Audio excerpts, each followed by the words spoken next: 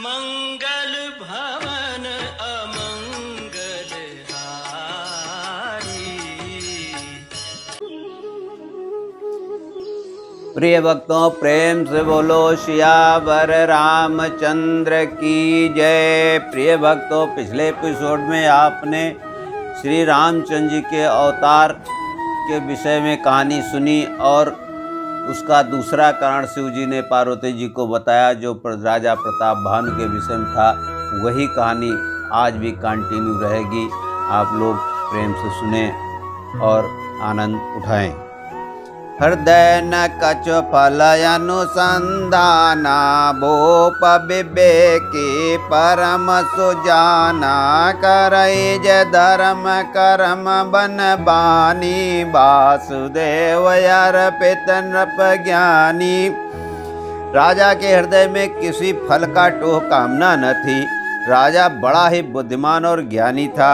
वो ज्ञानी राजा कर्म मन और वाणी से जो कुछ भी धर्म करता था सब भगवान वासुदेव को अर्पित करके करता था।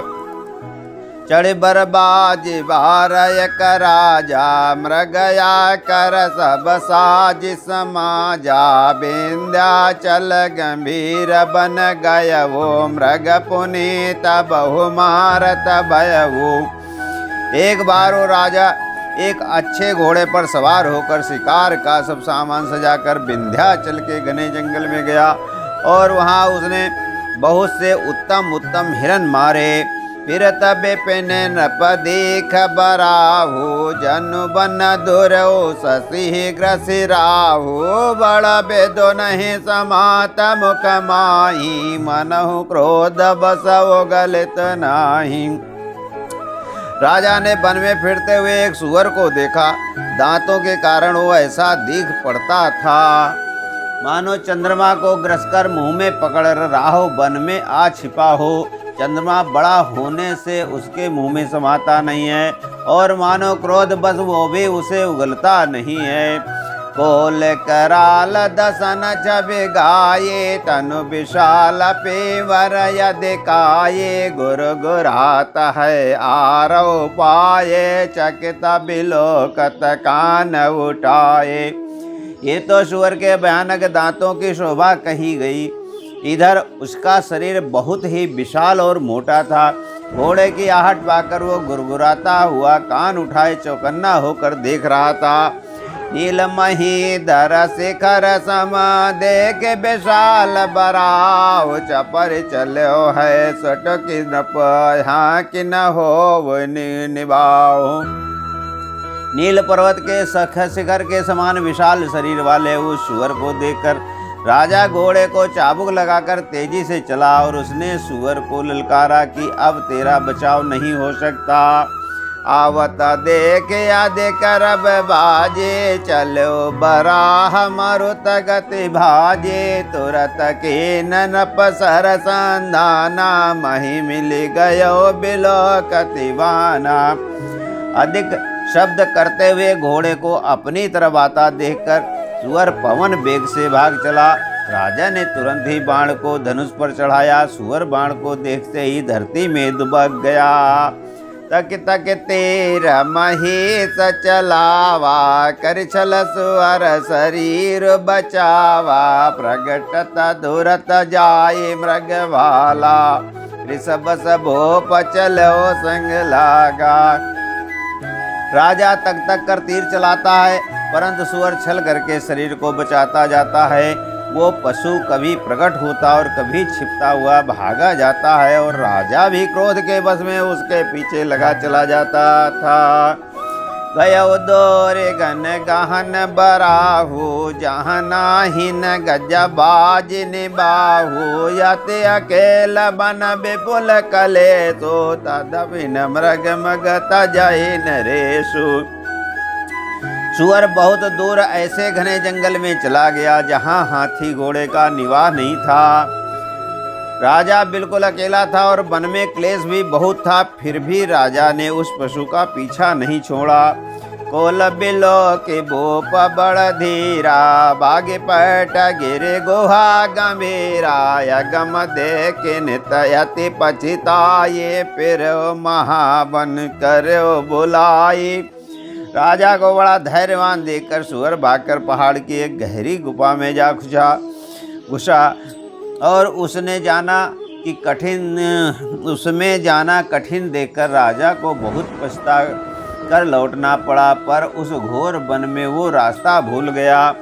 खेद खेन चोदित त्रसित, राजा बाज समेत खोजत व्याकुल सरित सर, जल बिनु भयो यचेत। बहुत परिश्रम करने से थका हुआ और घोड़े समेत भूख प्यासे व्याकुल राजा नदी तालाब खोजता खोजता पानी बिना बेहाल हो गए थे।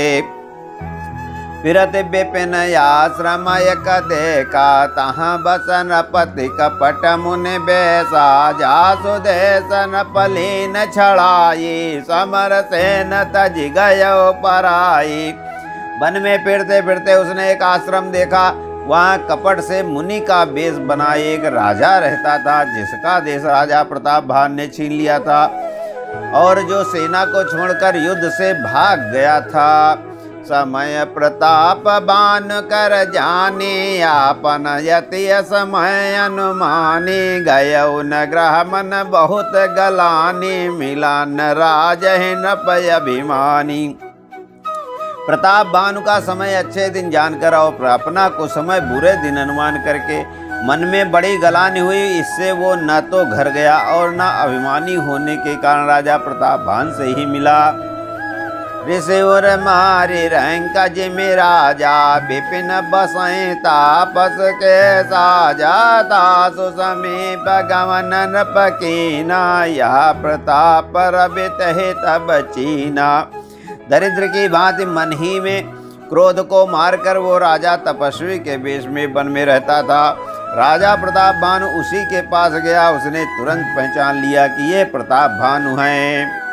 राउत्र सीता नहीं सो पहचाना, देख सुबेश महामुनि जाना, उतरे तुरगत कीन प्रणामा, परम चतुर न कहो निज धानामा। राजा प्यासा होने के कारण व्याकुलता में उसे पहचान न सका। सुंदर वेश देखकर राजा ने उसे महामुनि समझा और घोड़े से उतरकर उसे प्रणाम किया, परंतु बड़ा चतुर होने के कारण राजा ने उसे अपना नाम नहीं बतलाया।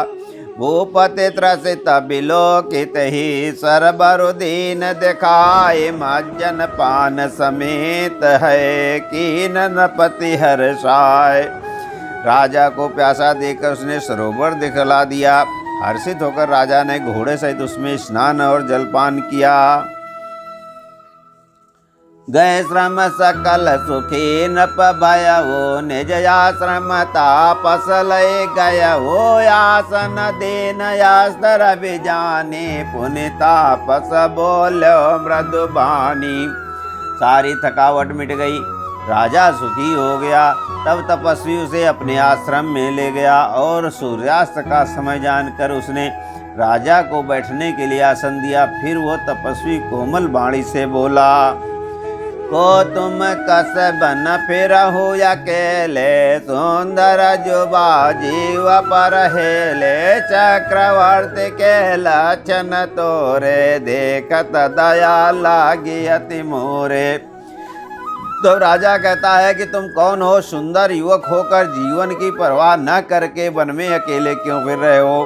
तुम्हारे चक्रवर्ती राजा के से लक्षण देखकर मुझे बड़ी दया आती है।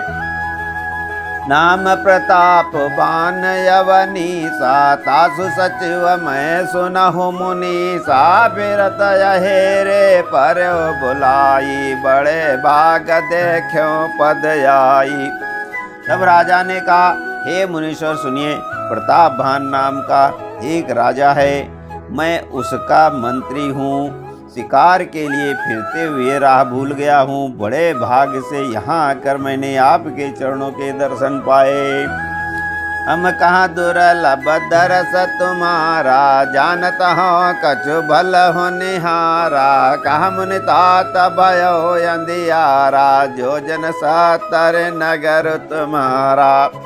हमें आपका दर्शन दुर्लभ था, इससे जान पड़ता है कि कुछ भला होने वाला है। मुनि ने कहा, हे तात, अंधेरा हो गया है, तुम्हारा नगर यहाँ से 70 योजन पर है। निशा घोर गंभीर बन पंत न सुनहु सुजान, बसहु आज यस जान तुम जायो होत बिहान। तुलसी तस भव्यता जैसे मिले सहाय, आपने आवह ताहि पै ताहि तहाँ ले जाए। बोलो सियावर रामचंद्र की जय। हे सुजान सुनो, घोर अंधेरी रात है, जंगल जो है घना है, रास्ता नहीं है, ऐसा समझकर तुम आज यहीं ठहर जाओ, सवेरा होते ही चले जाना। तुलसीदास जी कहते हैं, जैसे भवितव्यता होनहार होती है वैसी ही सहायता मिल जाती है। या तो वो आप ही के पास आती है या उसको वहाँ ले जाती है। भले ही ना तया यशोधर सीसा, बांध तुरग तरु बैठे महिषा। नप बहु भांति प्रशंस उताही, चरण बांध निज भाग्य सराही। हे नाथ, बहुत अच्छा, ऐसा कहकर और उसकी आज्ञा सिर चढ़ाकर घोड़े को वृक्ष से बांधकर राजा बैठ गया। राजा ने उसकी बहुत प्रकार से प्रशंसा की और उसके चरणों की वंदना करके अपने भाग्य की सराहना की। पुनि बोलो मृदु गिरा सुहाये, जाने पिता प्रभु करहु ढिठाये। मोहि मनीष सुत सेवक जानी, नाथ नाम निज कहु बखानी। फिर सुंदर कोवल वाणी से कहा, हे प्रभु, आपको पिता जानकर मैं ढिठाई करता हूँ। हे मुनीश्वर, मुझे अपना पुत्र और सेवक जानकर अपना नाम धाम विस्तार से बतलाइए।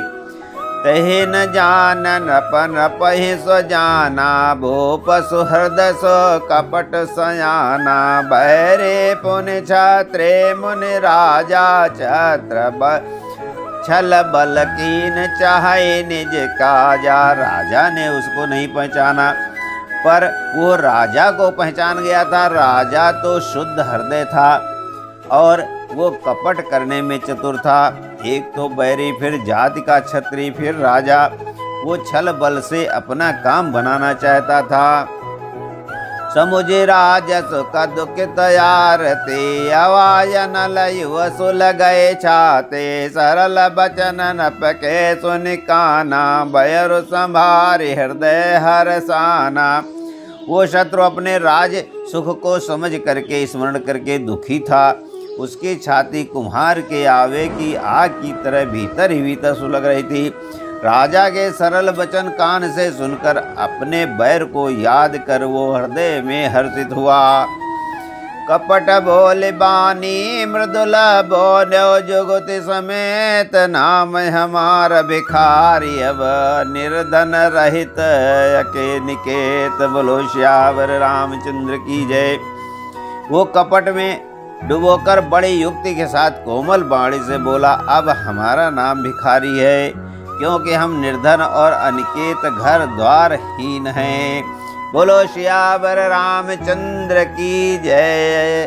भक्तों, अगली कथा अगले एपिसोड में कही जाएगी। आप लोगों से करबद्ध प्रार्थना है कि मेरे एपिसोड को सब्सक्राइब एवं लाइक अवश्य करें और बेल आइकन को अवश्य दबाएं, क्योंकि आपको वीडियो शीघ्रातिशीघ्र प्राप्त होता रहे। धन्यवाद।